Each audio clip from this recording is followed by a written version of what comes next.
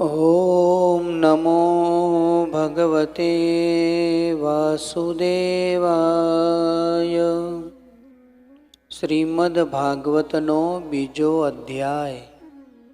ભક્તિનું દુઃખ દૂર કરવા માટે નારદજીનો પ્રયત્ન. નારદજીએ કહ્યું, હે બાલા, તમે ફોગટ પોતાને શા માટે દુઃખી કરો છો? અરે, તમે આટલા ચિંતાતુર કેમ છો? ભગવાન શ્રી કૃષ્ણના ચરણ કમળોનું ચિંતન કરો. તેમની કૃપાથી તમારું સઘળું દુઃખ દૂર થઈ જશે. જેમણે કૌરવોના અત્યાચારમાંથી દ્રૌપદીનું રક્ષણ કર્યું હતું અને ગોપ સ્ત્રીઓને સનાથ કરી હતી, તે શ્રી કૃષ્ણ કંઈ ક્યાં જતા રહ્યા છે? વળી તમે તો સાક્ષાત ભક્તિ છો અને તેમણે તમે હંમેશા પ્રાણથી પ્રિય છો. તમારા બોલાવવાથી તો ભગવાન નીચ લોકોના ઘરોમાં પણ ચાલ્યા આવે છે. સત્ય, ત્રેતા અને દ્વાપર આ ત્રણેય યુગોમાં જ્ઞાન અને વૈરાગ્ય મુક્તિના સાધન હતા, પરંતુ કળિયુગમાં તો કેવળ ભક્તિ જ બ્રહ્મ સાયુજ્ય મોક્ષની પ્રાપ્તિ કરાવનારી છે. આમ વિચારીને જ પરમાનંદ ચિન્મૂર્તિ જ્ઞાન સ્વરૂપ શ્રી હરિએ પોતાના સત સ્વરૂપથી જ તમને રચ્યા છે. તમે સાક્ષાત શ્રી કૃષ્ણચંદ્રના પ્રિય અને પરમ સુંદરી છો. એકવાર જ્યારે તમે હાથ જોડીને પૂછ્યું હતું, હું શું કરું, ત્યારે ભગવાને તમને આ જ આજ્ઞા આપી હતી કે મારા ભક્તોનું પોષણ કર. તમે ભગવાનની એ આજ્ઞા સ્વીકારી લીધી. તેથી શ્રીહરિ તમારી ઉપર અત્યંત પ્રસન્ન થયા અને તમારી સેવા કરવા માટે તમને દાસી રૂપે મુક્તિનું અને પુત્રો રૂપે આ જ્ઞાન વૈરાગ્યનું પ્રદાન કર્યું. તમે પોતાના સાક્ષાત સ્વરૂપથી વૈકુંઠ ધામમાં જ ભક્તોનું પોષણ કરો છો. ભૂલોકમાં તો તમે ભક્તોની પુષ્ટિ માટે કેવળ છાયારૂપ જ ધારણ કર્યું છે. ત્યારે તમે મુક્તિ, જ્ઞાન અને વૈરાગ્યને સાથે લઈને પૃથ્વી તળમાં આવ્યા અને સતયુગથી દ્વાપરયુગ સુધી ઘણા આનંદથી રહ્યા. કળિયુગમાં તમારી દાસી મુક્તિ પાખંડરૂપી રોગથી પીડિત થઈને ક્ષીણ થવા લાગી. તેથી તે તો તરત જ તમારી આજ્ઞાથી વૈકુંઠ લોકમાં ચાલી ગઈ. આ લોકમાં પણ તમે સ્મરણ કરો છો ત્યારે તે આવે છે અને ફરી પાછી ચાલી જાય છે. પરંતુ આ જ્ઞાન વૈરાગ્યને પુત્રો માનીને તમે પોતાની પાસે જ રાખ્યા છે. તેમ છતાં કળિયુગમાં તેમની ઉપેક્ષા થવાને કારણે તમારા આ પુત્રો ઉત્સાહહીન અને વૃદ્ધ થઈ ગયા છે. તો પણ તમે ચિંતા ન કરો, હું તેમના નવજીવનનો ઉપાય વિચારું છું.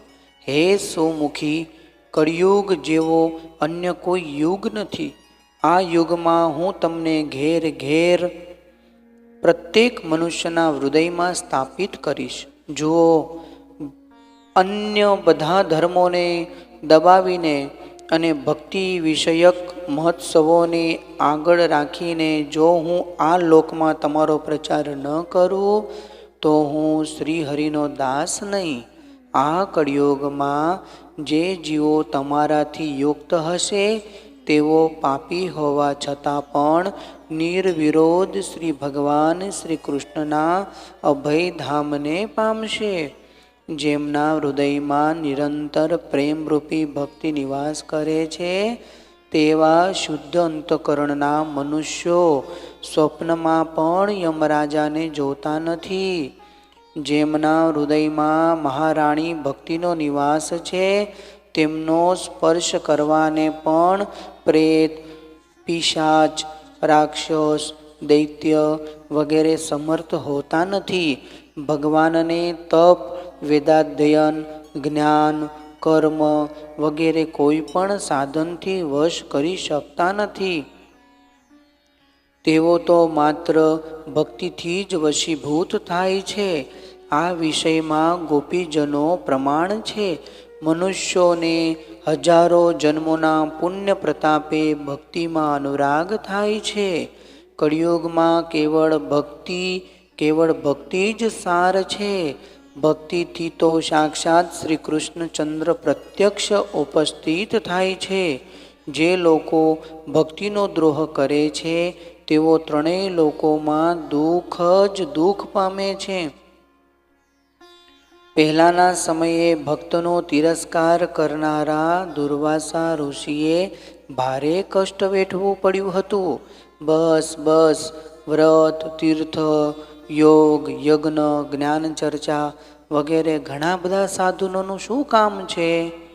એકમાત્ર ભક્તિ જ મુક્તિ આપનારી છે.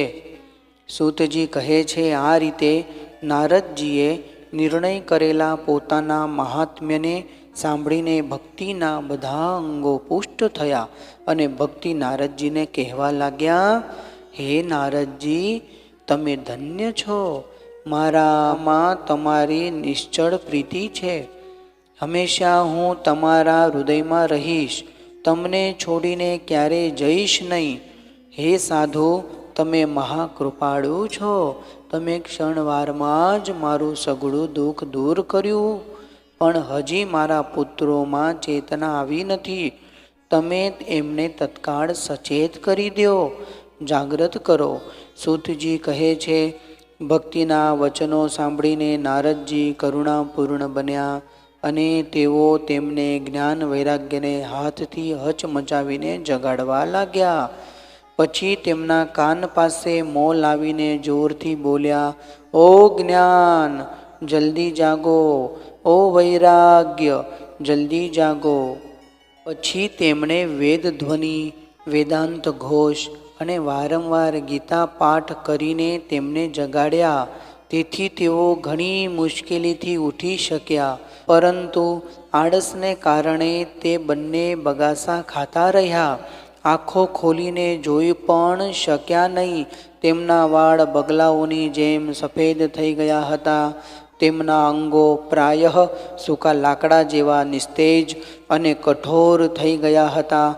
આ રીતે ભૂખ તરસના માર્યા અત્યંત દુર્બળ હોવાને કારણે તેમણે ફરીથી સૂતા જોઈને નારદજીને મોટી ચિંતા થઈ અને તેઓ વિચારવા લાગ્યા કે હવે મારે શું કરવું? આમની આ નિદ્રા અને એનાથી વધુ તો એમની આ વૃદ્ધાવસ્થા કેમ દૂર થાય? હે શૌનકજી, આ રીતે ચિંતા કરતાં કરતાં તેઓ ભગવાનનું સ્મરણ કરવા લાગ્યા. એ જ સમયે એવી આકાશવાણી થઈ કે હે મુનિ, ખેદ ના કરો, તમારો આ પ્રયત્ન નિસંદેહ સફળ થશે. હે દેવર્ષિ, આ માટે તમે એક સત્કર્મ કરો. જે કર્મ તમને સંત શિરોમણી મહાનુભાવ બતાવશે તે સત્કર્મનું અનુષ્ઠાન કરતાં જ ક્ષણવારમાં આમની નિદ્રા અને વૃદ્ધાવસ્થા ચાલી જશે તથા સર્વત્ર ભક્તિનો પ્રસાર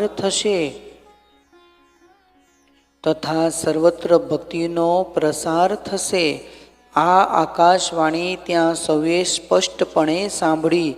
આનાથી નારદજીને મોટું વિસ્મય થયું અને તેઓ કહેવા લાગ્યા, મને તો આનો કોઈ આશય સમજાયો નહીં. નારદજી બોલ્યા, આ આકાશવાણીએ પણ ગૂઢ રૂપે જ વાત કહી છે. તે તો બતાવ્યું નહીં કે કયું સાધન કરવામાં આવે કે જેથી આમનું કાર્ય સિદ્ધ થાય. તે સંત કોણ જાણે ક્યાં મળશે અને કેવી રીતે તેઓ તે સાધન બતાવશે. અત્યારે આકાશવાણીએ જે કંઈ કહ્યું છે તે અનુસાર મારે શું કરવું જોઈએ? સૂતજી કહે છે, હે શૌનકજી, પછી તો જ્ઞાન વૈરાગ્ય બંનેને ત્યાં જ છોડીને નારદ મુનિ ત્યાંથી ચાલી નીકળ્યા અને પ્રત્યેક તીર્થમાં જઈને માર્ગમાં મળતા મુનીશ્વરોને તે સાધન વિશે પૂછતા રહ્યા. તેમની તે વાત સાંભળતા તો બધા જ હતા, પણ તે બાબતમાં કોઈ કંઈ પણ નિશ્ચિત ઉત્તર આપતા ન હતા. કેટલાકે તેને અસાધ્ય બતાવ્યું. કોઈ બોલ્યા, આનો બરાબર પત્તો મળવાનું જ મુશ્કેલ છે. કેટલાક સાંભળીને ચૂપ રહ્યા અને કોઈ તો પોતાની અવજ્ઞા થવાના ભયથી વાત ટાળી ટટોડીને ખસી ગયા. ત્રિલોકમાં મહાન આશ્ચર્યકારક હાહાકાર મચી ગયો. લોકો માહે ગુપસુપ કરવા લાગ્યા કે ભાઈ, જ્યારે વેદધ્વનિ, વેદાંત ઘોષ અને વારંવાર ગીતાના પાઠ સંભળાવવા છતાં પણ ભક્તિ, જ્ઞાન અને વૈરાગ્ય આ ત્રણેયને જગાડી ન શકાયા, ત્યારે તો અન્ય કોઈ ઉપાય નથી. સ્વયં યોગીરાજ નારદજીને પણ જેનું જ્ઞાન નથી, તેને બીજા સંસારી લોકો કેવી રીતે બતાવી શકે? આ રીતે જે ઋષિએ આ બાબતમાં પૂછવામાં આવ્યું, તેમણે નિર્ણય કરીને એમ જ કહ્યું કે આ વાત દુઃસાધ્ય જ છે. ત્યારે નારદજી અત્યંત ચિંતાતુર થયા અને બદ્રી વનમાં આવ્યા. જ્ઞાન વૈરાગ્યને જાગૃત કરવા માટે ત્યાં તેમણે એવો નિશ્ચય કર્યો કે હું તપ કરીશ. તે જ સમયે તેમણે પોતાની સામે કરોડો સૂર્યો જેવા તેજસ્વી સનકાદિ મુનીશ્વરો દેખાયા. તેમણે જોઈને તે મુનિ શ્રેષ્ઠ કહેવા લાગ્યા. નારદજીએ કહ્યું, હે મહાત્માઓ, અત્યારે મારો તમારી સાથેનો મેળાપ મોટા ભાગ્યથી થયો છે. તમે મારા પર કૃપા કરીને શીઘ્ર જ તે સાધન બતાવો. તમે સર્વે મહાન યોગી, બુદ્ધિમાન અને વિદ્વાન છો. તમે દેખાવમાં તો 5 વર્ષના બાળક જેવા જણાવો છો, પરંતુ છો તો પૂર્વજોના પણ પૂર્વજ. તમે હંમેશા વૈકુંઠ ધામમાં નિવાસ કરો છો. નિરંતર હરિકીર્તનમાં તત્પર રહો છો. ભગવલ્ લીલામૃત અમૃતનું રસાસ્વાદન કરીને હંમેશા તેમાં જ ઉન્મત્ત રહો છો. અને એકમાત્ર ભગવત કથા જ તમારા જીવનનો આધાર છે. હરિહિ શરણમ, હરિહિ શરણમ, હરિહિ શરણમ. ભગવાન અમારું શરણ છે. આ વાક્ય મંત્ર હંમેશા તમારા મુખમાં રહે છે. આનાથી કાળ પ્રેરિત વૃદ્ધાવસ્થા પણ તમને અવરોધતી નથી. પહેલાંના સમયે તમારા ભ્રૂભંગ માત્રથી ભગવાન વિષ્ણુના દ્વારપાળો જય અને વિજય તત્કાળ પૃથ્વી પર પતન પામ્યા હતા, અને પછી તમારી જ કૃપાથી તેઓ પુનઃ વૈકુંઠ લોક પહોંચ્યા. ધન્ય છે. અત્યારે તમારું દર્શન મોટા સૌભાગ્યથી જ થયું છે. હું અત્યંત દીન છું અને તમે સ્વભાવથી જ દયાળુ છો. તેથી તમારે મારા પર અવશ્ય કૃપા કરવી જોઈએ. બતાવો, આકાશવાણીએ જેની બાબતમાં કહ્યું છે તે સાધન કયું છે અને મારે કેવી રીતે તેનું અનુષ્ઠાન કરવું જોઈએ? તમે એનું વિસ્તારથી વર્ણન કરો. ભક્તિ, જ્ઞાન અને વૈરાગ્યને કઈ રીતે સુખ મળી શકે અને કઈ રીતે બધા વર્ણોમાં તેમની પ્રેમપૂર્વક પ્રતિષ્ઠા કરી શકાય? સનકાદિકોએ કહ્યું, હે દેવર્ષિ, તમે ચિંતા ન કરો, મનમાં પ્રસન્ન થાઓ. તેમના ઉદ્ધારનો એક સરળ ઉપાય પહેલાંથી જ વિદ્યમાન છે. હે નારદજી, તમે ધન્ય છો. તમે વિરક્તોના શિરોમણી છો. શ્રી કૃષ્ણદાસોના શાશ્વત પથ પ્રદર્શક તેમજ ભક્તિ યોગના ભાસ્કર છો. તમે ભક્તિ માટે જે ઉદ્યમ કરી રહ્યા છો તે તમારા માટે કોઈ આશ્ચર્યની વાત સમજવી ન જોઈએ. ભગવાનના ભક્ત માટે તો ભક્તિની સમ્યક સ્થાપના કરવી એ સદા ઉચિત જ છે. ઋષિઓએ સંસારમાં અનેક માર્ગો પ્રગટ કર્યા છે, પણ તે બધા જ કષ્ટ સાધ્ય છે અને પરિણામે પ્રાયઃ સ્વર્ગની જ પ્રાપ્તિ કરાવનારા છે. અત્યાર સુધી ભગવાનની પ્રાપ્તિ કરાવનારો માર્ગ તો ગુપ્ત જ રહ્યો છે. તે માર્ગનો ઉપદેશ કરનાર પુરુષ પ્રાયઃ ભાગ્યથી જ મળે છે. તમને આકાશવાણીએ જે સત્કર્મનો સંકેત કર્યો છે તે અમે બતાવીએ છીએ. તમે પ્રસન્ન અને દત્તચિત્ત થઈને સાંભળો. હે નારદજી, દ્રવ્ય યજ્ઞ, તપ યજ્ઞ, યોગ યજ્ઞ અને સ્વાધ્યાયરૂપી જ્ઞાન યજ્ઞ આ બધા તો સ્વર્ગ વગેરેની પ્રાપ્તિ કરાવનારા કર્મ પ્રત્યે જ સંકેત કરે છે. પંડિતોએ જ્ઞાન યજ્ઞને જ સત્કર્મ મુક્તિદાયક કર્મનો સૂચક માન્યો છે. તે જ્ઞાન યજ્ઞ શ્રીમદ ભાગવતનું પારાયણ છે, જેનું ગાન શુક વગેરે મહાનુભાવોએ કર્યું છે. તેનો શબ્દ સાંભળવાથી જ ભક્તિ, જ્ઞાન અને વૈરાગ્યને મોટું બળ મળશે. આનાથી જ્ઞાન વૈરાગ્યનું કષ્ટ દૂર થશે અને ભક્તિને આનંદ મળશે. સિંહની ગર્જના સાંભળીને જેમ વરુઓ ભાગી જાય છે, તેવી જ રીતે શ્રીમદ ભાગવતના ધ્વનિથી કળિયુગના તમામ દોષો નાશ પામશે અને ત્યારે પ્રેમરસ પ્રવાહિત કરવનારી ભક્તિ, જ્ઞાન અને વૈરાગ્યને સાથે લઈને પ્રત્યેક ઘરમાં અને વ્યક્તિના હૃદયમાં ક્રીડા કરશે. નારદજીએ કહ્યું, મેં વેદાંતના ઉચ્ચારણ, ધ્વનિ અને ગીતા પાઠ કરીને તેમને ઘણા જગાડ્યા, પણ એમ છતાંય ત્રણેય ભક્તિ, જ્ઞાન અને વૈરાગ્ય જાગ્યા નહીં. આવી સ્થિતિમાં શ્રીમદ ભાગવત સાંભળવાથી તો કેવી રીતે જાગશે? કારણ કે તે કથાના પ્રત્યેક શ્લોકમાં અને પ્રત્યેક પદમાં પણ વેદોનો જ તો સારાંશ છે. તમે શરણાગત વત્સલ છો તથા તમારું દર્શન ક્યારેય વ્યર્થ નથી થતું.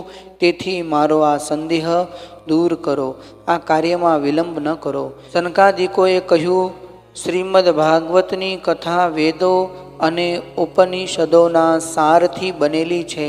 તેથી તેનાથી ભિન્ન તેમના ફળરૂપ હોવાને કારણે તે ઘણી ઉત્તમ જણાય છે. જે રીતે રસ વૃક્ષમાં મૂળથી માંડીને ડાળીની ટોચ સુધી રહેલો હોય છે, પણ આ સ્થિતિમાં તેનો આસ્વાદ કરી શકાતો નથી. તે જ રસ જ્યારે અલગ થઈને ફળના રૂપમાં આવે છે, ત્યારે સંસારમાં સૌને પ્રિય લાગે છે. દૂધમાં ઘી રહેલું હોય છે, પણ ત્યારે તેનો અલગ સ્વાદ મળતો નથી. તે જ ઘી જ્યારે દૂધમાંથી અલગ થાય છે, ત્યારે તે દેવતાઓ માટે પણ સ્વાદવર્ધક બને છે. ખાંડ શેરડીની ઉપર, નીચે, વચ્ચે પણ વ્યાપ્ત રહે છે, તો પણ અલગ થવાથી તેની કઈ ઓર જ મધુરતા, મીઠાશ હોય છે. એવી જ આ ભાગવતની કથા છે. આ ભાગવત પુરાણ વેદોતુલ્ય છે. શ્રી વ્યાસદેવે આને ભક્તિ, જ્ઞાન અને વૈરાગ્યની સ્થાપના માટે પ્રકાશિત કર્યું છે. પહેલાંના સમયે જ્યારે વેદાંતના પારગામી અને ગીતાના પણ રચનારા ભગવાન વ્યાસદેવે ખિન્ન થઈને અજ્ઞાન સમુદ્રમાં ગોથા ખાતા હતા, ત્યારે તમે જ તેમને 4 શ્લોકોમાં આનો ઉપદેશ કર્યો હતો. તેને સાંભળતા જ તેમની સઘળી ચિંતા દૂર થઈ ગઈ હતી. તો પછી તમને આશ્ચર્ય કેમ થઈ રહ્યું છે કે જેથી તમે અમને પૂછી રહ્યા છો? તમારે તેમનો શોક અને દુઃખનો વિનાશ કરનારું શ્રીમદ ભાગવત પુરાણ જ સંભળાવવું જોઈએ. નારદજીએ કહ્યું, હે સનકાદિ ઋષિઓ, તમારું દર્શન જીવના સમસ્ત પાપોનો તત્કાળ નાશ કરી દે છે અને જેવો સંસાર દુઃખરૂપી દાવાનળથી તપ્ત થયેલા છે, તેમના પર તત્કાળ શાંતિની વર્ષા કરે છે. તમે શેષજીના સહસ્ત્ર મુખોથી ગવાયેલા ભગવત કથામૃતનું જ નિરંતર પાન કરતા રહો છો. હું પ્રેમલક્ષણા ભક્તિનો પ્રકાશ કરવાના ઉદ્દેશ્યથી તમારું શરણ લઉં છું. જ્યારે અનેક જન્મોથી સંચિત પુણ્ય રાશિનો ઉદય થવાથી મનુષ્યને સત્સંગ પ્રાપ્ત થાય છે, ત્યારે તે સત્સંગ તેમના જ્ઞાન જનિત મોહનો અને મદરૂપી અંધકારનો નાશ કરે છે અને પરિણામે વિવેકનો ઉદય થાય છે. ઇતિ શ્રી પદ્મપુરાણે ઉત્તરખંડે શ્રીમદ ભાગવત મહાત્મે કુમાર નારદ સંવાદો નામ દ્વિતીયોધ્યાય. બીજો અધ્યાય સમાપ્ત થયો.